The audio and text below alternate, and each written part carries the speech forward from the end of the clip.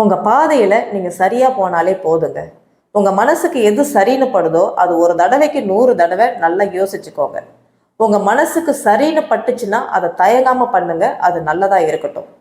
உங்கள் பாதையில் நீங்கள் சரியாகவே போய்கிட்டு இருந்தாலும் திடீர்னு பல இன்னல்கள் வரும், பல எதிர்ப்புகள் வரும். உங்களை மட்டம் தட்டி பேசுவாங்க, உங்கள் தகுதியை தரம் தாழ்த்தி பேசுவாங்க. அதுக்கெல்லாம் நீங்கள் முடங்கிடக்கூடாது.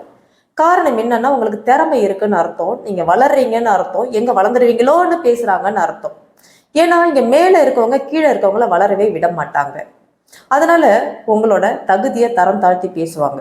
திறமைக்கு தகுதி ஒரு தடையே இல்லைங்க. திறமை இருந்துச்சுன்னா தகுதி தானா வரும்.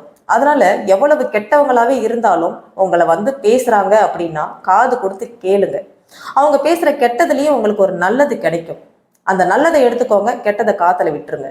இங்க ஒரு விஷயம்தான் செய்யக்கூடாது, யாரையும் குறிப்பிட்டு பேசக்கூடாது, யாரோட தோற்றத்தையும் குறை சொல்லி பேசக்கூடாது, நல்லவங்க மனசை காயப்படுத்தக்கூடாது, அவ்வளவுதான். ஆனா நல்ல விஷயத்த செய்யறதுக்கும் சொல்றதுக்கும் இங்க எல்லாருக்குமே உரிமை இருக்கு.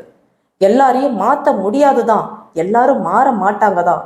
கேட்டு திருந்துறவங்க இருக்காங்க, கேட்டு திருந்தாதவங்க பட்டு திருந்த போறாங்க, அவ்வளவுதான்.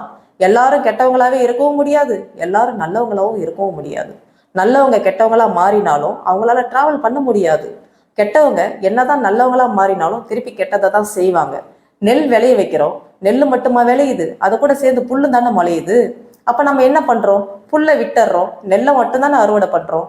அப்படிதான் நல்ல விஷயம் சீக்கிரமா சபை ஏறவே ஏறாது, கெட்ட விஷயம் சீக்கிரமா சபை ஏறும், ஆனா சீக்கிரமா காணாம போயிடும். அதனால மன உறுதியோட போராடுங்க, விரும்பி போராடுங்க. பொறுமையா கிடைச்சாலும் நல்ல விஷயம் நிலைச்சு நிற்கும். அதை மட்டும் மனசுல வச்சுக்கோங்க.